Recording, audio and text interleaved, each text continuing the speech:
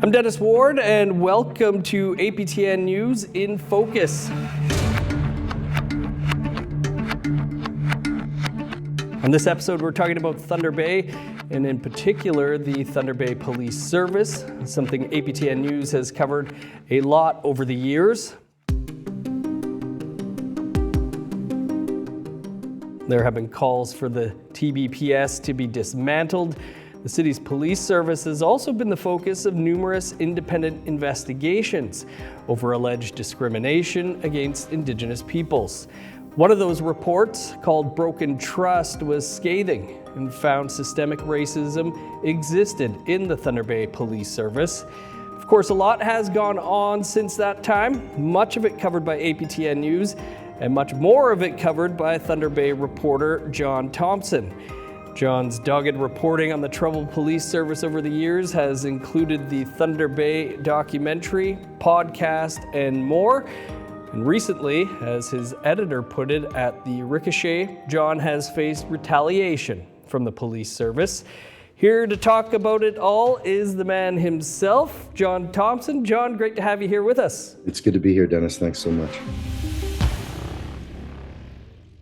Jon and I have known each other for roughly 20 years, including time spent working in the same newsroom together in Thunder Bay, so just wanted to mention that. Jon, we mentioned some of this in the intro, but for listeners who are not familiar with your work or the issues on the ground in Thunder Bay, why is the police service something you've been covering for so many years? The Thunder Bay Police has been under a microscope nationally for well over a decade now.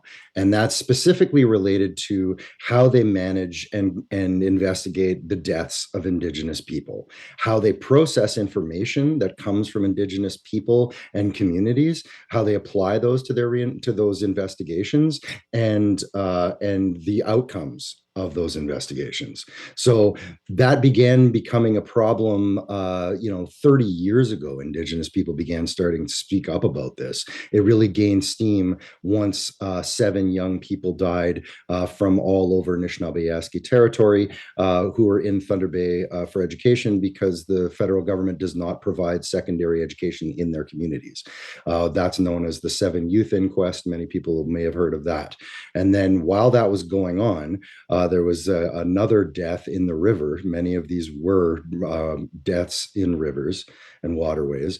While that inquest was happening, at that point, an effort began to consider whether this might be a systemic problem. You mentioned the Broken Trust reports. That's 2018, and there was a parallel report from Murray Sinclair at that point for the about the board. The police was deemed systemically racist in how they investigate Indigenous deaths. The board was deemed systemically racist in how they failed to oversee the service and hold it accountable. At that point, Ontario replaced the board for the time being with an administrator, and then that happened again in 2022 because there had been so little work done on the recommendations. There has now been, I think we're at over 550 recommendations to improve the service and the board. We'll get into a lot of details, I imagine, over the course of this conversation. But that's the broad outline of what brings us to where we are today. Yeah, just the way that things go in Thunder Bay with reporters coming in and out at the TV station and the radio stations. I think in my 9 years there, I worked with about 60 people at the TV/radio station. You've been a constant. What's been your relationship with the Thunder Bay Police over all of these years? Well, it's great to talk to you about this because you may even remember this. I was away for a number of years. I lived in Kenora, Red Lake, and Dryden, and was kind of all over the region. When I first got back to town, Dennis and I are working in the same newsroom, and I get sent to cover something at the police station. I don't even remember what it was. By the time I got back to the office, I was called into the news director's office and said, and he said, like, what did you do there? Because they called and said, don't send that guy back. And through no fault of mine, certainly, that's sort of the way things have snowballed for the past, 12 or 13 years. the relationship the media has in Thunder Bay with the Thunder Bay Police Service is utterly subservient. The police service issues somewhere between four and between them and other Indigenous services and the regional OPP, somewhere between 4 and 8 releases a day. So it makes up a great deal of the media diet that people in Thunder Bay consume. And there are virtually no other voices or sources in those stories. It is just police releases. And so when it kind of has to be understood as a background for all this story, that there's an expectation of the police and the public that this is how information regarding law enforcement is presented. And it's sort of created this, unfortunately, animus relationship between people who are in many ways just writing down what's happening, and in other ways giving voices to those people who have difficult experiences, and it's sort of put it offside with the mainstream. And I'm sure you could speak to your experiences with that. Well, I'm thinking about the only time I've ever been served papers in a lawsuit was by former police chief Bob Herman when he sued former member and then Mayor Keith Hobbs, and then a whole bunch of stuff went on later on with that too. So interesting times for sure. The former police chief, the last former police chief, we'll say, Sylvie Hoth, she has a big trial coming up. This is the third big trial recently that you've been covering. Can you talk about those? Yeah, sure. We put together a documentary series for Crave with E1 that was called Thunder Bay. And in the fourth episode of that television program, we focused on a couple of different stories. And one was the story of this officer, Mike Dimony, who, according to his subordinate officers, kicked in a door without a warrant on behalf of a family member and arrested a whole bunch of people and trashed a place. And that turned out to be jail time for him. That trial just resumed in April, and he's going to appeal. But as of now, he's been sentenced to 3 years behind bars for that event. He faced 2 previous historical assault charges, and I attended those trials as well. And though the alleged victims in those circumstances were largely deemed not credible in court, the following was a cover-up of that incident and sort of some other things with this officer, Mike Dimony, by Police Chief Sylvie Hoth and the service's lawyer, Holly Walborn. Walborn's trial was essentially for misleading the OCPC, which was the investigative body that was looking into a number of these incidents, and Walborn was found not guilty. But over the course of that trial, the other story from that Crave series was illustrated in a court of law. And that was Fort William First Nation former chief Georgianne Morisseau being put under surveillance as the police board chair by her own police service. And so Hoth is going to now stand trial for essentially misleading those people in that investigation. These are questions largely of who knew what when, and some shocking things came out in terms of the reporting that junior officers did and the cover-ups that happened as a result of administration not wanting to investigate wrongdoing of their officers. And we are now, again, 10, 12 years deep in this issue. And it was surprising to me to still see this level of corruption happening in the police force.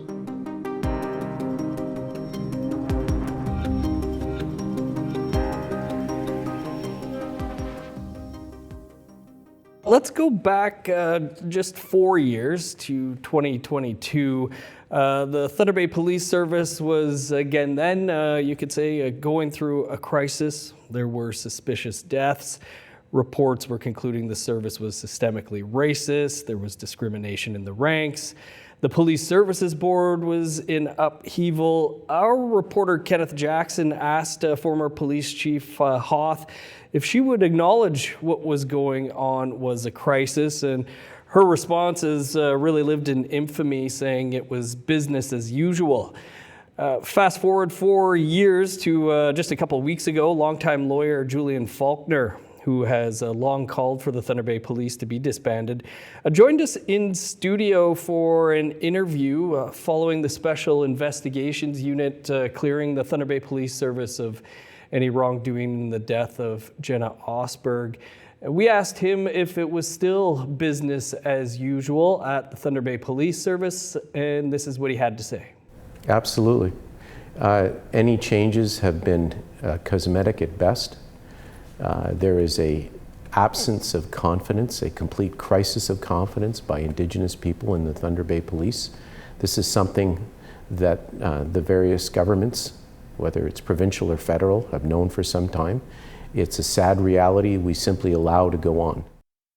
Jon, what do you think about what Julian had to say, given, that there are currently, again, in the last few weeks, there are all of these cases of people who've been the focus of missing persons investigations who have turned up dead?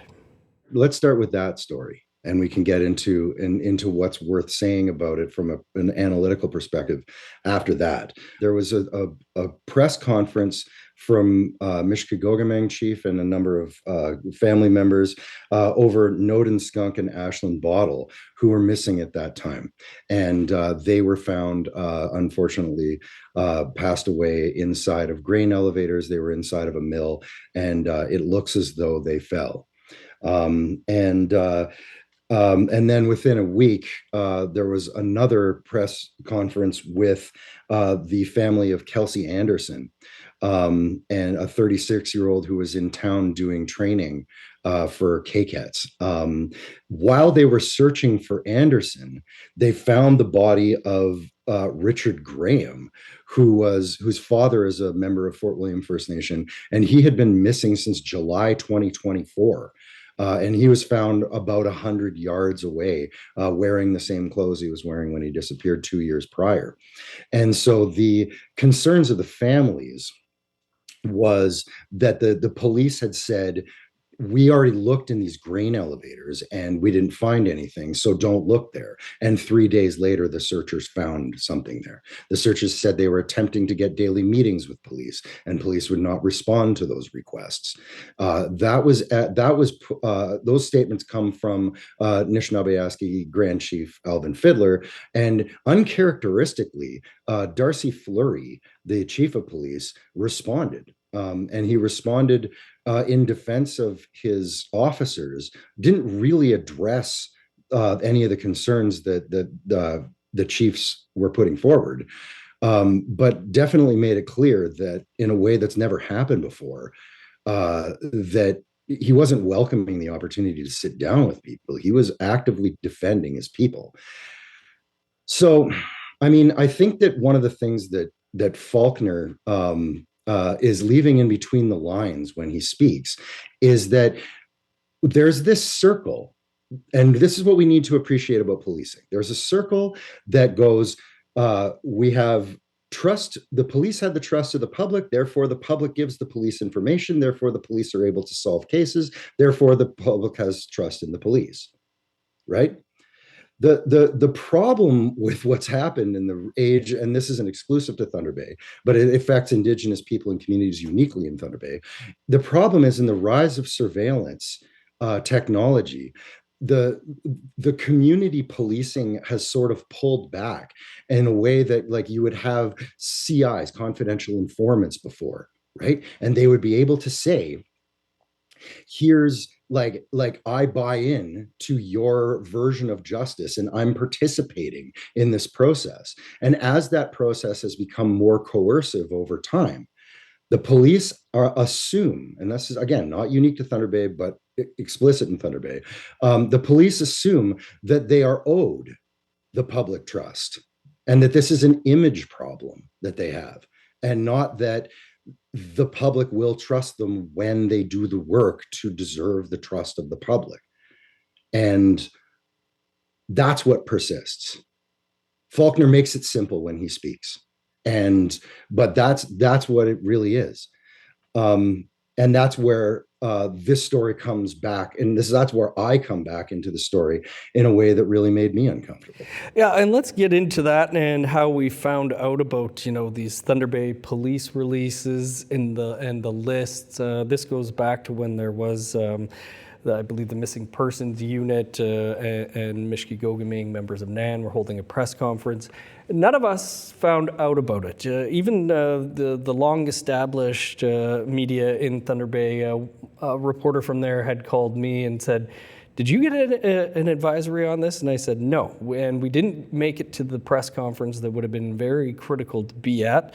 And that's when we came to find out that there's different lists, different emails are going to different people. I'll just say our own Mike McDonald from APTN News, he's reported in Thunder Bay for 20 years off and on. Now with us with APTN News back there, and it was a struggle to get him on the email list. We just did in the last week. We're seeing Willow Fiddler, former APTN News journalist who's now with the Globe and Mail, having the same issues. What can you tell us about what's come out of all this, how you came to learn about this? So I found out about this a year and a half ago. I found out that there was a vigil for a missing man named Alex Lawson, who I kind of knew from being like a Thunder Bay street guy. And I just showed up at this vigil. And then I found out from the family they'd already talked to a bunch of media that day, and I was like, well, that's really strange. So it happened. There was another missing person, another similar story right away. I reached out to their comms people, and they said, yeah, you're not on that list. And it really upset me for obvious reasons. They're choosing and picking and choosing which media get to go to which events, particularly that are associated with the reasons that this police station is infamous, which is the failure to properly investigate missing and sudden deaths in First Nations people.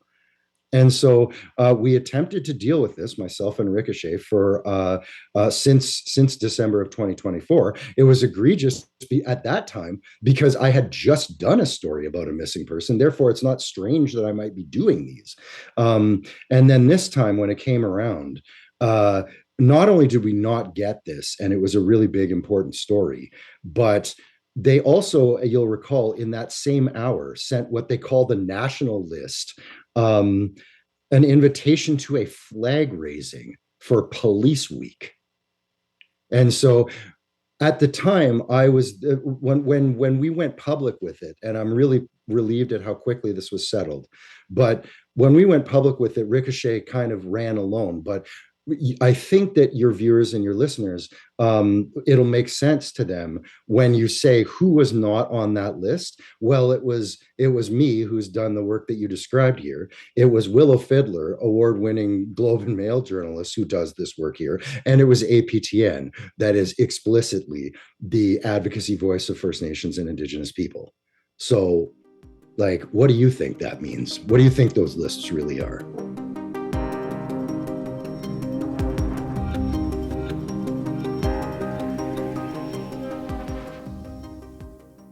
We did ask for an interview with Thunder Bay Police Chief Darcy Fleury, and that was denied. But we did get this statement last Friday attributed to Chief Fleury.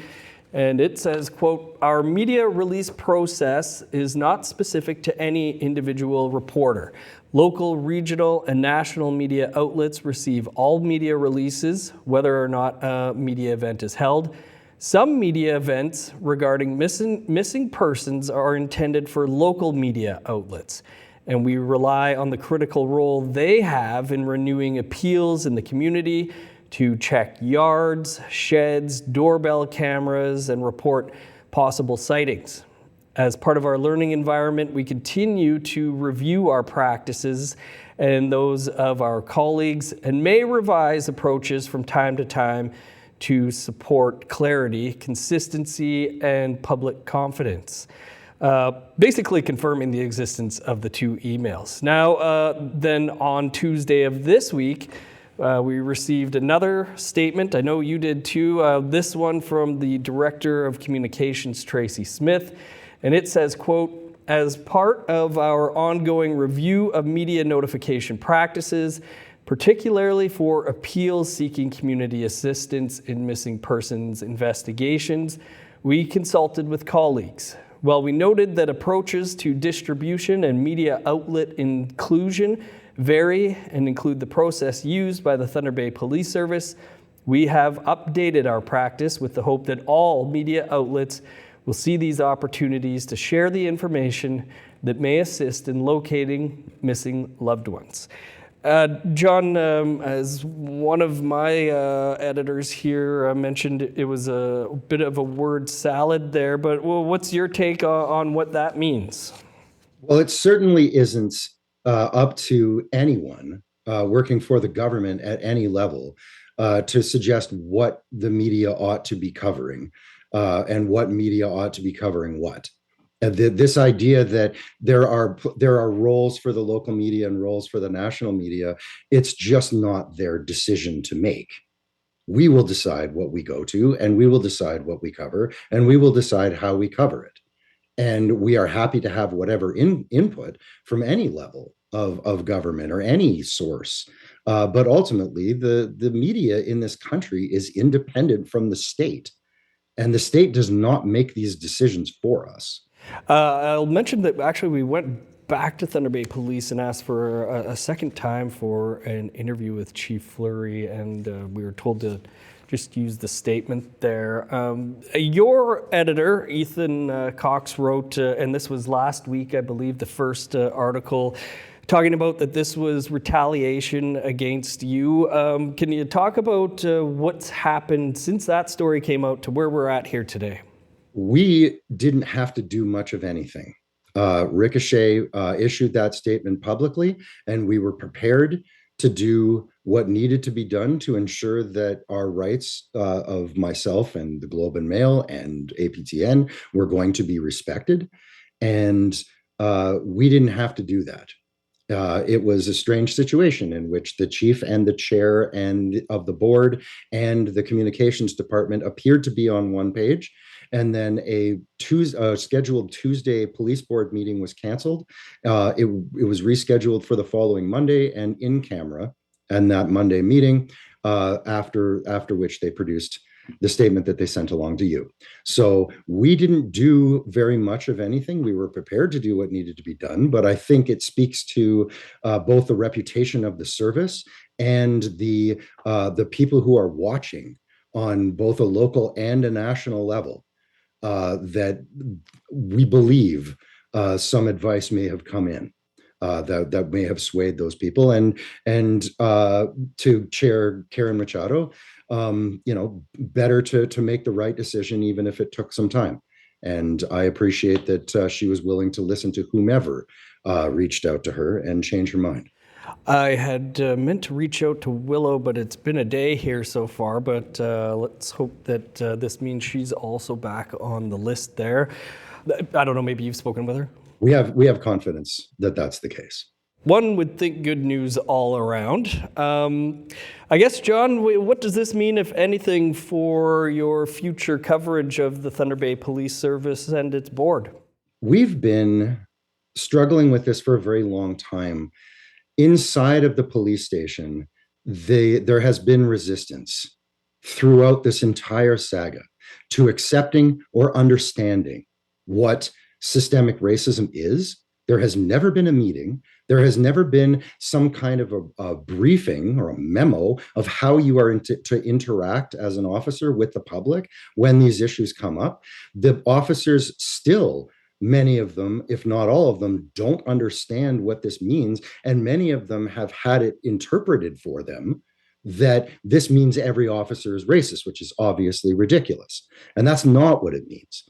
It means the accountability systems are not operating. So they're not, the oversight is not spotting racism where it occurs, and then it's not filtering out those officers who are racist. The blindness that is occurring then turns into bigger data, and trends, and then those trends are not being spotted. That's what that means. It's not about frontline officers. And yet, when we put the TV show out, the mental health team and Fleury himself made statements internally, don't watch this show.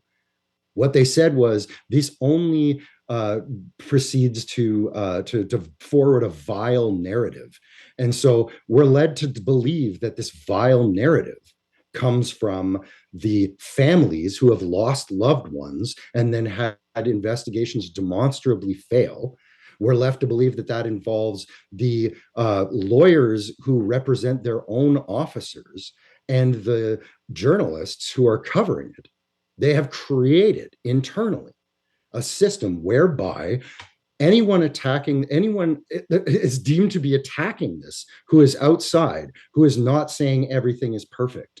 And that's not unique to the police. It's terrifying when it comes to the police. But the city of Thunder Bay is doing the same thing. This bad news, and they've been doing it since you lived here.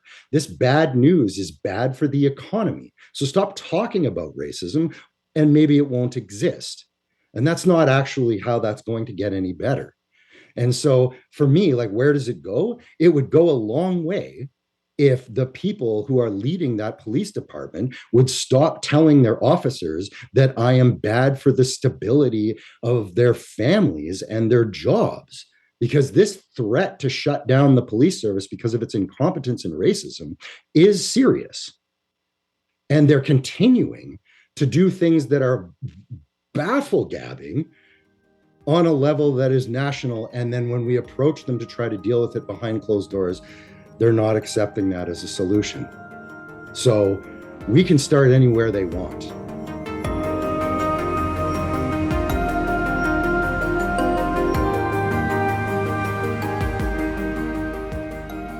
Well, Jon, I'm glad that you got in that bit about them telling their officers not to watch the show, award-winning show there, and that you managed to sneak in the word baffle-gab, which you and I both have a fondness for. You told me you needed it.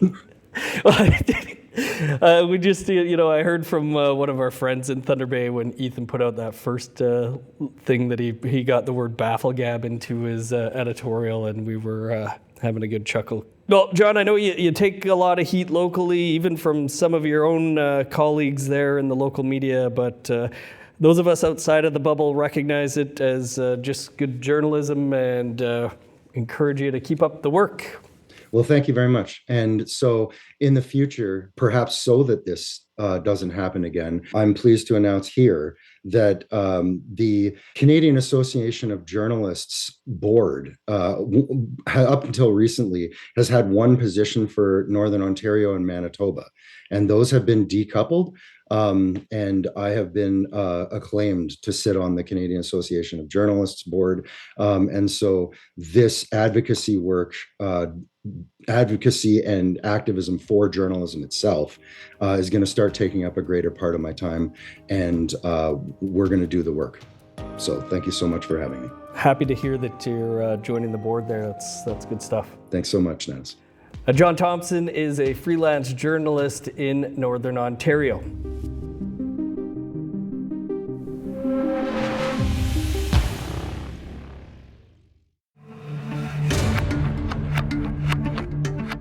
This episode of In Focus was edited by Jesse Andrushko and produced by Mark Blackburn. Charmaine Straker is the executive producer of APTN News InFocus. If you're enjoying the show, let us know by leaving a rating and review.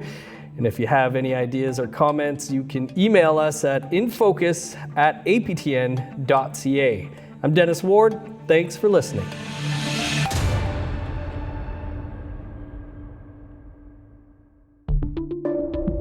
Incidents and negative interactions between security guards and civilians seem to be becoming more common these days. It has us wondering, what are the actual responsibilities and powers of security guards, and why do these incidents keep happening? I'm Savannah Kelly. Join me and my co-host Jesse Andrushko on APTN News Answers, a new series where we shed light on topics related to current events and issues facing Indigenous people. Watch now on the APTN News YouTube channel.